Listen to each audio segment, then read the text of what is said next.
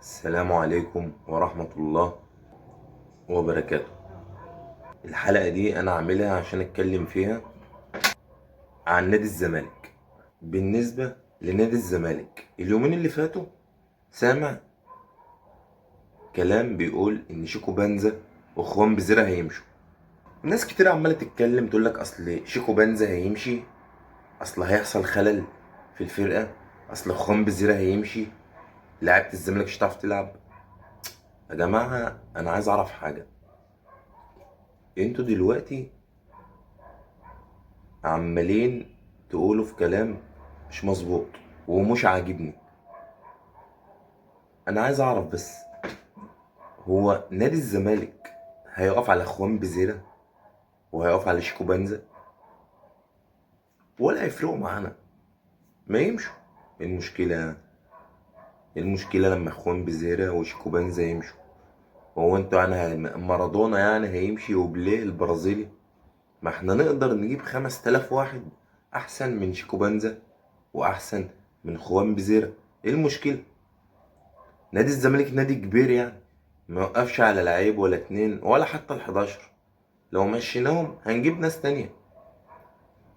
شيكو بنزا مشى، هنجيب واحد تاني مكانه، هنجيب 10 مكانه مش واحد. خوان بزيرة هيمشي او مشى، هنجيب 100,000 واحد مكانه بيلعبوا. احنا كان عندنا ناس كتير حريفة في النادي، وفي منهم مشى وفي منهم بطل كورة زي شيكابالا. ما شيكابالا اعتزل اهو، وقفت؟ ما وقفتش، وده شيكابالا حاجة جامدة جدا.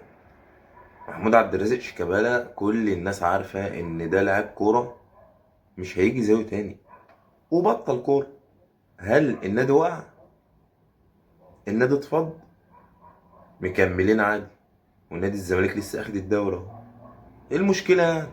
وناس كتير حريفة قوي كانت عندنا في النادي وفي نوادي تانية كتير ومشوا، والنوادي ما وقفتش عليهم وما نزلتش دوري اتنين يعني بسببه. فمش هتفرق يعني ان شيكو بنزا مشى، اخوان بزيرة مشى، ايا كان الشخص مش عادي هنجيب مكانه 100 مليون واحد.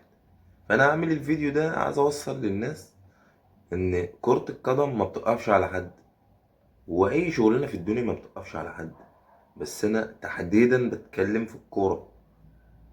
وعايز اوصل لك ان انت لو مشيت احسن لاعب كرة في العالم هتقدر تجيب ناس تانية. ما هي ما لعيبة الكرة ما بتخلص.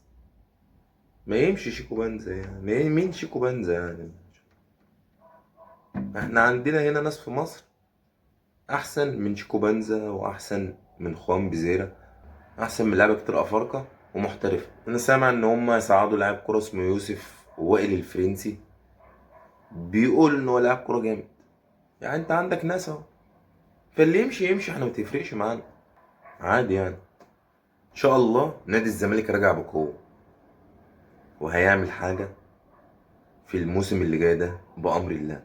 وانا مش هطول عليكم في الحلقه دي، انا عاملها كده بس عشان اقول كلمتين صغيرين وكده هبقى خلصت اللي عندي. اشوفكم بقى الحلقه اللي جايه ان شاء الله.